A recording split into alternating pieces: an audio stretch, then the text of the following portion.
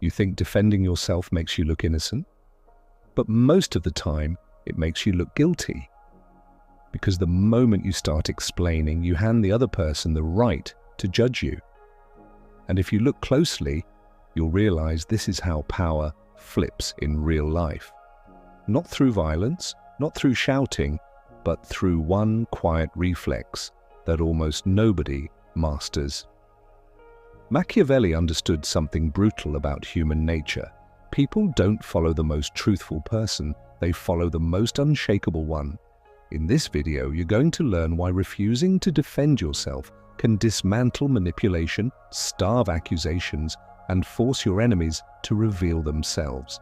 Comment, "I stay silent," if you're ready to stop begging to be understood. Subscribe, like, and stay until the end, because the final truth is the one your ego will fight the hardest. In the courts of Renaissance Italy, where Machiavelli watched reputations rise and collapse overnight, defending yourself was rarely a search for truth. It was a public negotiation of status. In The Prince and His Letters, you can feel the cold lesson behind the advice. People don't reward explanations, they reward control. Centuries later, the Stoics warned that the person who needs to justify himself is already chained to other minds. And modern psychology simply gives this chain a new name: approval addiction. Yet our era teaches the opposite. You're trained to clarify, to prove, to over-explain because you're terrified of being misunderstood. That wound is everywhere now: fragile identity, constant judgment, permanent performance. And that's why this knowledge feels dangerous. In the next part, you'll see the mechanism that makes defense a trap. You defend yourself when you feel a danger that is deeper than the accusation itself. The accusation is just the surface. The real danger is psychological, the fear of losing your place, your image, your belonging, your value in someone else's eyes. That fear is ancient. It comes from a time when being excluded from the group meant death. And even today, your nervous system reacts as if a bad judgment could erase you. That is why your mouth starts running before your mind even catches up. You begin to explain, to justify, to prove. You think you're protecting yourself, but you're actually exposing your deepest weakness. You're showing that other people's perception has power over you. In power dynamics, the person who reacts is the person who is being controlled. This is the first hidden law. Whoever makes you explain is positioning himself above you, not always consciously, but the structure is there. When someone says, "Why did you do that?" it can be a sincere question, but when someone says, "Explain yourself," the energy changes. The sentence doesn't ask for information, it asks for submission. It implies you owe them a defense, a report, a confession. And the moment you accept that frame, you step into their courtroom. You become the accused, they become the judge. From that second, you are not discussing facts, you are negotiating status. Machiavelli saw this everywhere. In a court, a rumor did not need to be true to destroy you. It only needed to force you into public defense, because public defense creates a smell. The smell of fear, the smell of instability, the smell of someone who can be pushed. And human beings are brutally sensitive to that smell. Even if they don't admit it, they feel it. That is why sometimes the most innocent person looks guilty. He is too eager to clear his name. He talks too much. He tries too hard. He is performing innocence. And the crowd senses performance as weakness. Look at the trap carefully. When you defend yourself, you're not only answering the accusation, you're also confirming that the accusation matters. You're giving it oxygen. You're taking it seriously enough to build a speech around it. And once you do that, the conversation is no longer, "Is this true?" The conversation becomes, "How well can you defend yourself?" Your truth becomes secondary. Your composure becomes the main currency. And if you lose composure, you lose power. Here is where most people misunderstand the idea. Never defend yourself does not mean never speak. It means never accept the frame where you must prove your worth To someone who is trying to reduce you, it means refusing the role of the accused when the court is illegitimate. You speak, but from a different position. You speak like someone who does not need permission to exist. You speak like someone who can walk away. This changes everything, because the real battlefield is not the content of the accusation. The battlefield is the emotional reaction it triggers in you. The accuser wants a reaction. He wants urgency. He wants you to scramble. He wants you to fill the silence with explanations. Why? Because your scrambling is his evidence that he has touched a nerve. Your urgency is his proof that he has power. If you stay calm, he loses his reward, he loses momentum, he loses narrative, and he often becomes impatient, which is when he reveals himself. Think of how manipulation works. A manipulator does not start with logic. He starts with pressure. He throws a vague accusation. You're selfish. You don't care. You always do this. Notice the structure. It's not a specific fact. It's a judgment, a label. And if you rush to defend yourself, you accept the label as the topic. You begin to argue inside the manipulator's language. You say, no, I'm not selfish because yesterday I did this and last week I did that. And now you're in a trial of your character. The manipulator wins, even if he loses the argument, because you are now trying to earn a verdict. You are now seeking approval. This is the second hidden law. The more you defend, the more you train others to accuse. People repeat what works. If accusing you produces explanations, emotional investment, and attention, they will do it again. They will learn that you are a vending machine. Insert accusation, receive effort. They will learn that you can be steered by your need to be seen as good, and they will use your goodness like a leash.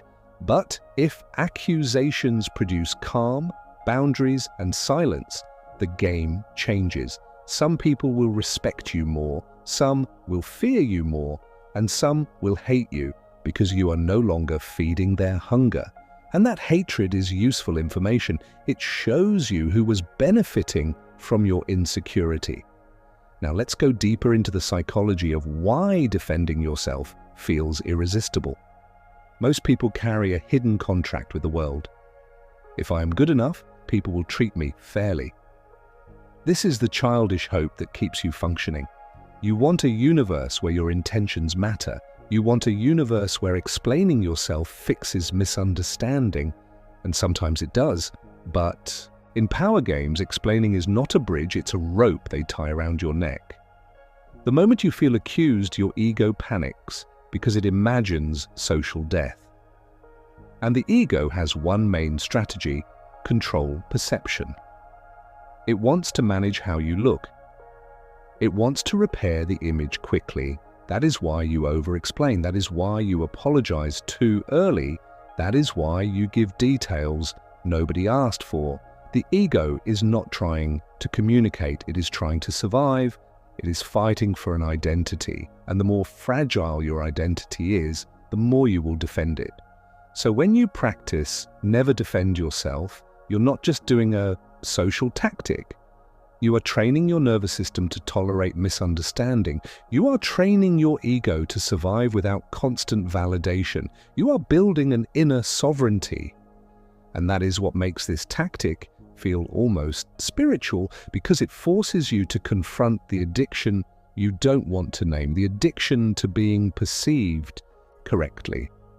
There's another layer. Many people defend themselves because they confuse explanation with connection.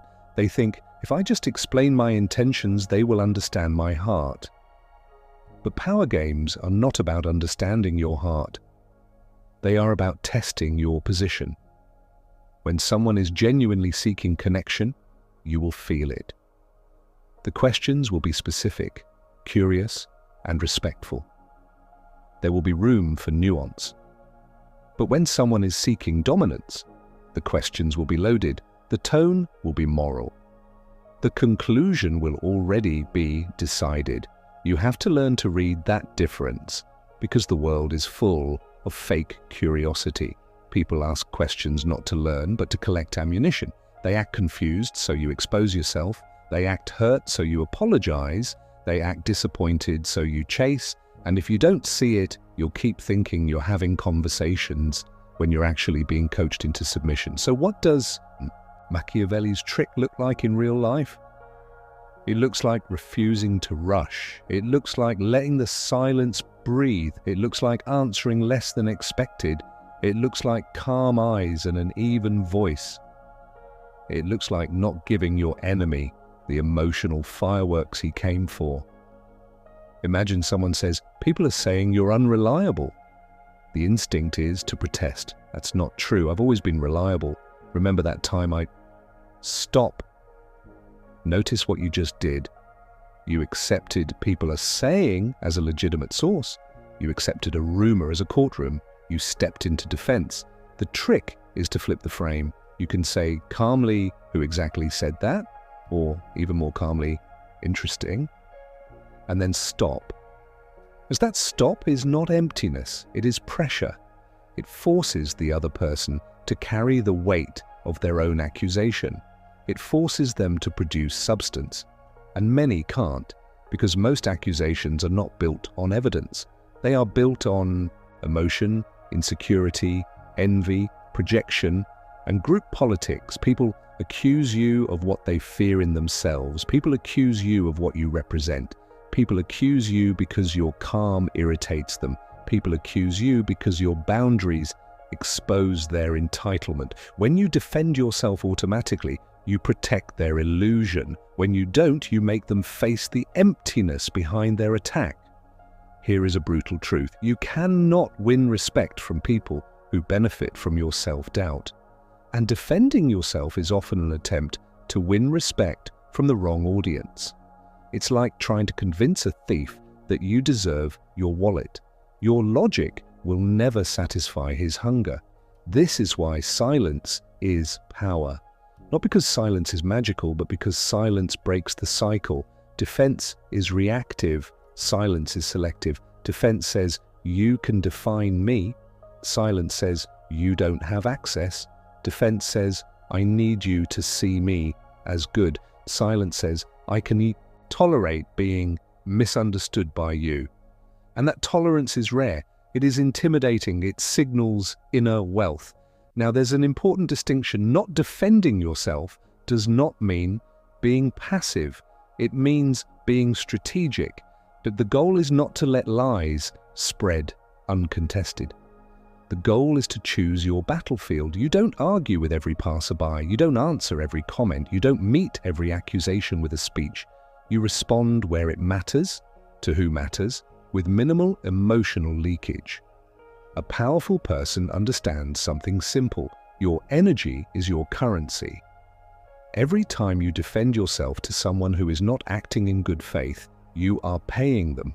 You are funding their narrative. You are making them central. You are telling them, "You matter enough to make me sweat." And some people live for that. They live for the feeling that they can disturb you. It makes them feel alive. It makes them feel powerful. Your defense is their drug, so the trick is to starve them. You starve them with composure. You starve them with brevity. You starve them by refusing to be dragged into moral theatre. And when you do speak, you speak like a judge, not like an accused person. You state. You don't beg. You clarify once, not 10 times. You do not repeat yourself. You do not plead for agreement, because repeating is another form of defense. When you repeat, you signal you are not being heard, and you desperately need to be. That desperation is what people use. The calm person says it once, and if the other person refuses to understand, the calm person does not chase. He simply updates his opinion of them. Now let's bring existential philosophy into this. There is a deep suffering in needing to defend yourself. It means yourself is not anchored inside you. It is floating out there in the eyes of the crowd. You are outsourcing your identity. And that creates a life of anxiety because crowds are unstable. Today they love you, tomorrow they misunderstand you and you collapse. The more you defend yourself, the more you confess that you don't own yourself. Inner transformation begins when you stop asking the world for permission to be who you are. That doesn't mean becoming arrogant. It means becoming grounded. It means you know your intentions, you know your values, you know what you did and why you did it, and you do not need to explain it to someone who is committed to misreading you. This is where the paradox appears. The person who never defends himself often ends up being believed more, because he radiates certainty, and certainty is a social magnet. People interpret calmness as truth even when they shouldn't. This is why the tactic is dangerous. It reveals how much humans are moved by signals rather than facts. Machiavelli didn't invent that weakness, he simply observed it without comforting lies. So you have to ask yourself, do you want to be right or do you want to be powerful? Because many situations won't allow you to be both. If you choose power, you will sometimes let people be wrong about you. You will let them misunderstand you. You will let them talk. And you will not jump into the mud to clean your name in front of people who enjoy seeing you dirty. The choice requires a strong stomach. It requires a mature soul. It requires letting go of the fantasy that you can control every perception. But this is also where freedom starts. When you can walk through misunderstanding without scrambling, you become untouchable in a way most people cannot imagine. Your enemies can still speak, but they cannot move you. They can still accuse, but they cannot steer you. And when they realize you don't react, many will escalate. They will sharpen the accusation, raise their voice, add drama. And that escalation is the proof. It shows the accusation was never about truth. It was about control. Let me leave you with a question that will stay burning inside you. When you feel the urge to defend yourself, what are you really defending? Your truth or your image? Because truth doesn't panic. Truth doesn't scramble. Truth doesn't beg. The thing that panics is the ego's costume. And if you can catch that moment, if you can pause right there, you can flip the power instantly.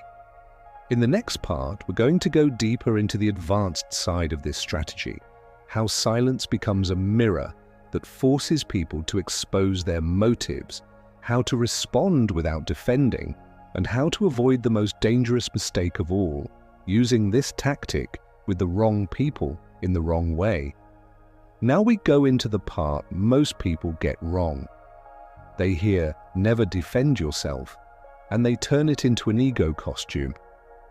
They use silence like a weapon to look superior. They become cold, theatrical, and vague. They think they are powerful, but they are just hiding.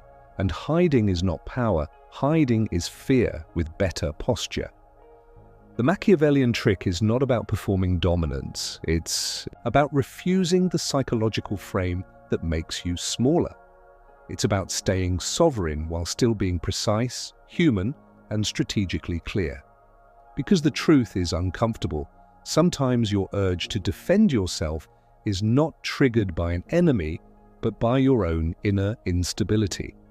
Someone can make a simple remark and you feel attacked, not because they tried to dominate you, but because your self-image is brittle. In that case, silence is not a tactic, it is a mirror. It forces you to feel what you usually cover with words. It forces you to sit with the discomfort of being imperfect, misunderstood, or judged. This is why the practice is transformative. It doesn't just flip social power, it exposes the ego's dependency. Here is the paradox. When you stop defending yourself, you stop feeding two monsters at the same time. The first monster is the manipulator who wants your reaction. The second monster is your own ego that wants control of perception. Most people think their enemy is outside, but the deeper enemy is internal. The part of you that believes your value lives in other people's approval. That part will do anything to avoid shame. It will over-explain. It will apologize too much. It will negotiate your boundaries. It will offer sacrifices, and it will call it peace. Machiavelli would say, People respect the one who cannot be purchased with emotions. And in the modern world, emotions are the currency of control. People don't only bribe you with money, they bribe you with guilt. They bribe you with blame. They bribe you with pity. They bribe you with the threat of rejection. And every time you defend yourself automatically, you reveal the price tag on your soul. You reveal what emotion can buy you. So let's name the core mechanism. Defending yourself is often a confession that you fear exclusion. That is why certain people use accusations like social weapons. They don't want to correct you. They want to isolate you. They want to place you in a position where you must beg the group for re-entry. This is why gossip is so powerful. It creates an invisible cord. It turns relationships into spectators. It turns your life into a trial where you don't even know the charges until the verdict is forming. When you defend yourself publicly, you make the court real. You validate it. You give it a stage. You give the rumor a microphone. The crowd doesn't analyze your argument. It reads your energy. If you look anxious, they smell weakness. If you look calm, they feel uncertainty in the accusation. And uncertainty is poison for gossip. Gossip survives on certainty, on emotional drama, on the pleasure of moral superiority. Calmness kills the entertainment. This is why silence acts like a mirror. When you don't defend yourself, the other person's intention becomes visible. If they were sincere, they will become more specific, more respectful, more grounded. If they were manipulative, they will become more aggressive, more theatrical, more insulting. They will try to provoke you into a reaction. They will raise the stakes. They will say, "So you have nothing to say?" They will interpret your calm as guilt because they need it to be guilt for their story to work. And that desperate need tells you everything. This is the first advanced move. You don't answer the accusation. You watch what the accusation is trying to produce. You stop treating words as information and start treating words as a tool. Every statement has an agenda. Even people with good hearts can speak with hidden agendas they don't fully understand. The agenda might be, "Please reassure me," or "Please lower yourself so I don't feel inferior," or "Please feel guilty so I can feel clean." When you see agendas, you stop being hypnotized by accusations. We have to face the ego trap. Some of you will use this principle as revenge.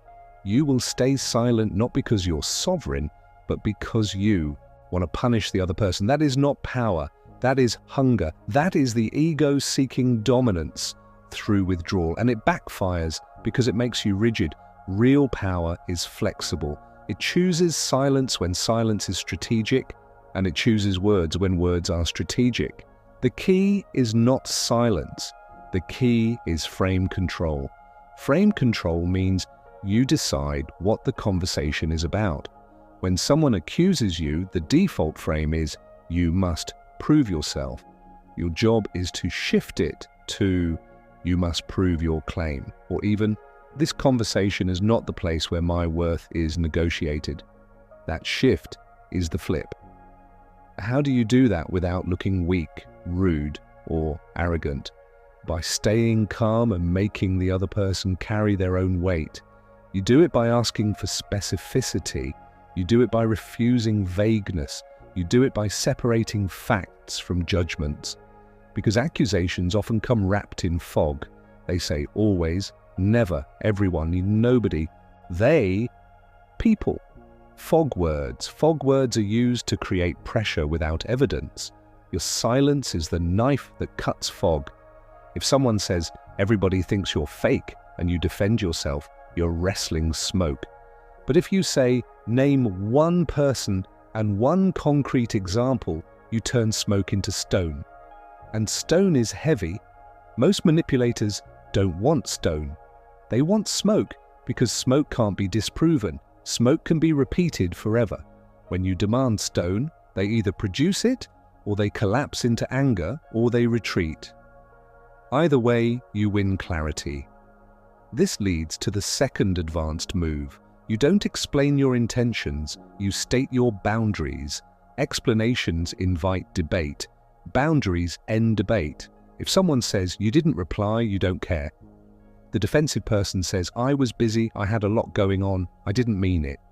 That may be true, but it also invites the other person to judge if your reason is acceptable. The boundary-based person says calmly, "I reply when I can. I don't accept being spoken to like I'm guilty."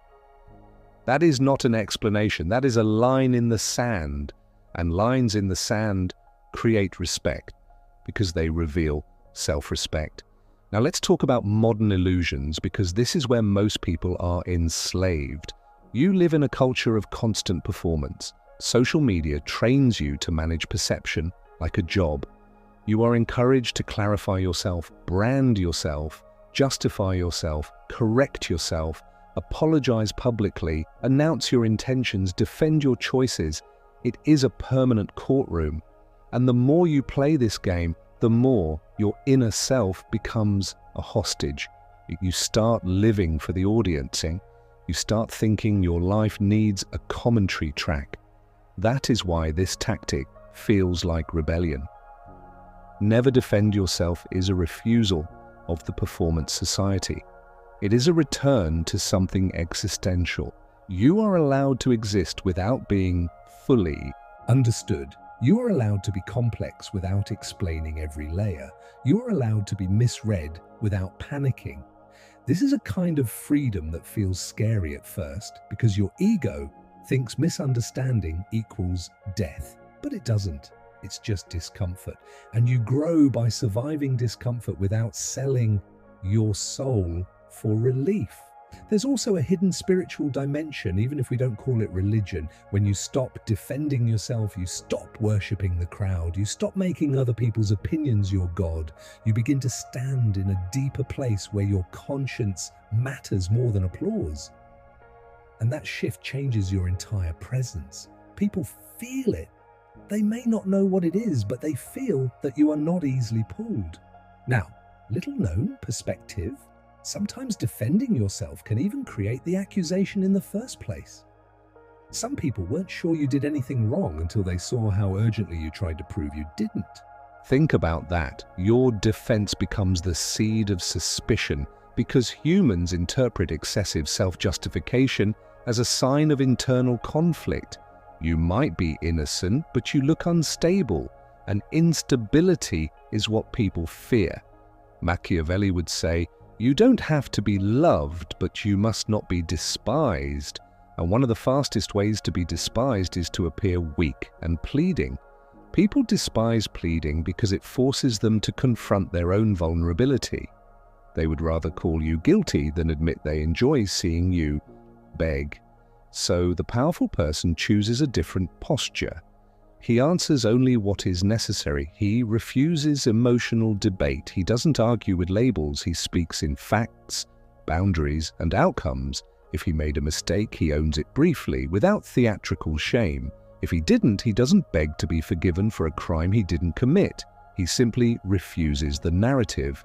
And here is the most dangerous mistake, using this tactic on the wrong people. There are people who genuinely love you. They ask for clarity because they want closeness, not control. If you weaponize silence with them, you will create distance and mistrust, so you need discernment. The question is not, should I defend myself? The real question is this person speaking in good faith? If they are, you can clarify without losing power. If they are not, explanation will only feed the beast. How do you tell the difference? Good faith has certain signs. The person is specific. They are willing to hear your side. They don't enjoy your discomfort. They don't use your past against you as a permanent identity. They don't recruit spectators. They don't threaten you with abandonment as punishment. They don't keep moving the goalposts. They don't say, "If you loved me, you would." These are the fingerprints of control. Control speaks in ultimatum, guilt, vague accusations, and moral superiority. Connection speaks in curiosity, specificity, and mutual responsibility. When you see control, you don't defend yourself, You shift the frame, you state boundaries, you reduce words, you keep your energy. And if they keep pushing, you use the final flip. You make their behavior the topic, not your alleged offense. I'm willing to talk, but not in this tone. If you want clarity, be specific. If you're here to accuse, I'm not participating. This is the real power move. You are not arguing about whether you are good. You are deciding the rules of engagement. You become the one who sets the conditions. That is what princes do. They don't beg to be judged. They decide who gets an audience. And I'll sit with this for a second. Most of your suffering comes from thinking you must be understood to be safe. But safety does not come from being understood. Safety comes from self-possession, from knowing you can stand alone without collapsing, from knowing that if someone misreads you on purpose, you can let them go without trying to heal their imagination. And that brings us to the final paradox of part 2. When you stop defending yourself, you don't become invisible, you become clearer. The right people come closer because your boundaries create trust. The wrong people reveal themselves because your silence frustrates them. And you start living in a world with fewer ghosts, fewer vague tensions, fewer emotional blackmails, not because you controlled others, but because you stopped offering yourself as a hostage. In the next part, I'm going to give you concrete techniques to apply this in daily life. What to say when you're accused, how to pause without looking shaken, how to use short sentences like blades, how to protect yourself from guilt traps, and how to train your nervous system so silence feels natural instead of painful. The first practice is the pause ritual, because you cannot never defend yourself if your body panics faster than your mind. When someone accuses you, do not answer immediately. Do not rush to be understood. Take one slow breath through your nose, let it sink into your chest, then exhale as if you are releasing the need to win. This is not spiritual theater. It is nervous system training. You are teaching your body that misunderstanding is not danger. In that pause, keep your face neutral and your eyes steady. The goal is simple: break the automatic reflex, because the reflex is where you lose power. The second practice is the rule of specificity. Any vague accusation is not a conversation, it is an attempt to control the frame. So you do not argue with fog, you ask for a concrete example. If someone says, "You're disrespectful," you answer calmly, "What exactly did I do that you call disrespect?" If they say, "You always make it about you," you answer, "Give me one specific moment." Notice what you are doing. You are not defending your character, you are demanding clarity. You are forcing them to carry the weight of their claim. And if they cannot, the accusation collapses without you lifting a finger. The third practice is the 3-line response. Most people over-explain because they feel guilty for existing. Your discipline is to answer in 3 lines or less. Line 1, acknowledge. Line 2, clarify one fact or boundary. Line 3, stop. Example: I hear you, I disagree with that label. If you want to discuss a specific behavior, say it clearly. Then silence. No extra details. No emotional begging. No biography. This is how you remain human without becoming a defendant. The fourth practice is the boundary swap. When the accusation is clearly disrespectful, you do not answer the accusation at all. You make the disrespect the topic. If someone says, "You're a liar," the defensive person says, "No, I'm not, let me explain." The sovereign person says, "I'm willing to talk, but not with insults." That sentence is a door. It says, "You can enter, but only if you change your shoes." If they refuse, you do not argue, you end the conversation. Ending is power. Continuing a disrespectful conversation is submission disguised as patience. The fifth practice is the mirror sentence. This is a short phrase you use when someone is fishing for an emotional reaction. You keep it calm and neutral. That's your interpretation. Or you're free to think that. Or interesting, then you stop. This is not arrogance. This is refusal to be dragged into theatre. The mirror sentence reflects their claim back to them without absorbing it. It forces them to choose, either bring substance or expose the emptiness. The sixth practice is the guilt detector. Many accusations are not about truth, they are about guilt extraction. The person wants you to pay emotionally so they can feel powerful or relieved. The signs are predictable. They use always and never. They generalize your identity. They bring up old mistakes. They threaten you with withdrawal. They say, you should feel something. When you detect guilt extraction, your rule is, do not justify, do not apologize for their emotions, do not negotiate your worth. You say, I won't accept guilt as a way to communicate. Or, if you want something, ask directly. Then silence. The seventh practice is the private court rule. You do not defend yourself in front of an audience. An audience turns truth into performance. If someone tries to accuse you publicly, you refuse the stage. You say, if you want to talk, we can do it privately. Then you stop. If they insist on doing it in public, you learn something important. They do not want resolution. They want dominance. Do not give it to them. The eighth practice is the one-time clarification. Sometimes you do need to clarify, especially with people who speak in good faith, but you do it once, not twice, not 10 times. If you clarify once and they still insist on misunderstanding, you stop. You do not chase someone who is committed to misreading you. This is one of the hardest lessons because your ego will scream, fix it.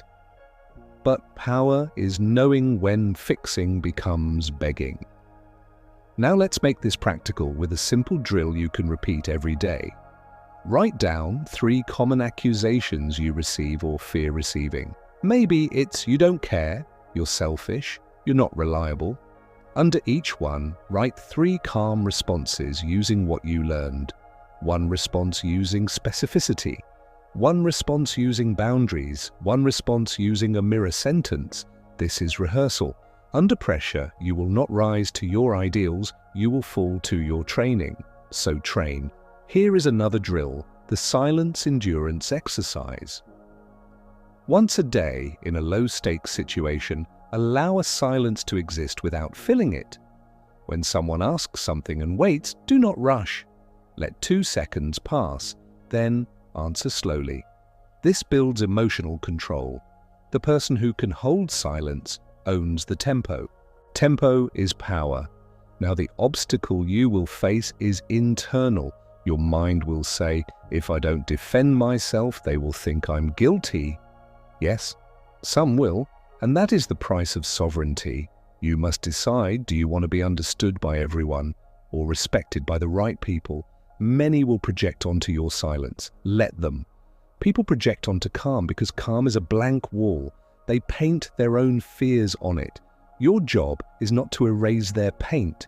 Your job is to keep walking. Another obstacle is the fear of losing relationships. Here is the truth. You will lose some relationships when you stop defending yourself. But ask yourself what you are losing. Are you losing love or are you losing access? Because many people stay close to you because you are emotionally easy to control. When you stop defending, you stop being controllable. And the ones who leave were never loyal to your soul, only to your weakness. Finally, you need a principle to guide you. Choose your audience. If the person is sincere, specific, respectful, and seeks understanding, you can clarify calmly without collapsing into defense. But if the person is vague, insulting, theatrical, or addicted to your reaction, you do not feed them with explanations. You starve them with clarity, boundaries, and silence. From today, make it your rule. You do not argue with accusations, you test intentions. You do not defend your worth, you protect your frame. You do not speak to be believed, you speak to be clear. And once you are clear, you stop. That stopping, that calm ending, is the moment the power flips. So now you see the real secret. Defending yourself is rarely about truth. It is about fear. Fear of losing status, fear of being rejected, fear of being misunderstood, fear of standing alone. And every time you rush to explain, you quietly tell the world, your opinion can move me. That is why the smallest accusation can shake you, and why the wrong people learn they can steer you with nothing but tone and pressure. Machiavelli's trick isn't cruel, it's lucid. It forces you to see what most people deny. Power lives in frames, not in facts. Whoever makes you plead becomes the judge, and the moment you accept that courtroom, you shrink. But when you stop defending yourself, something strange happens. Silence becomes a mirror. It reveals who is seeking truth and who is seeking control. It exposes the manipulator who needs your panic. It exposes the gossip who needs your performance. And it also exposes your own ego, the part of you that is addicted to being perceived as good. This is why the principle is so hard. It asks you to let go of the fantasy that you can control every mind. It asks you to be strong enough to be misread and still remain whole. You learn the deeper rule. You don't argue with fog. You demand specificity. You don't explain to earn a verdict. You state boundaries to protect your dignity. You don't fight for every audience. You choose where your words have meaning. You clarify once for good faith, and you go silent for bad faith. And above all, you train your nervous system to pause, because the pause is where you stop being controllable. Now I want to leave you with one question that will haunt you in a good way. The next time you feel accused, ask yourself, am I defending my truth, or am I defending my image? Because your truth doesn't need to beg. Your image does. And the day you stop begging is the day people feel you cannot be bought with shame. If this hits something real inside you, comment, I stay silent, so I know you're choosing sovereignty over approval. Like the video, subscribe, and if you want, share it with someone who is tired of explaining themselves to people who were never listening in the first place.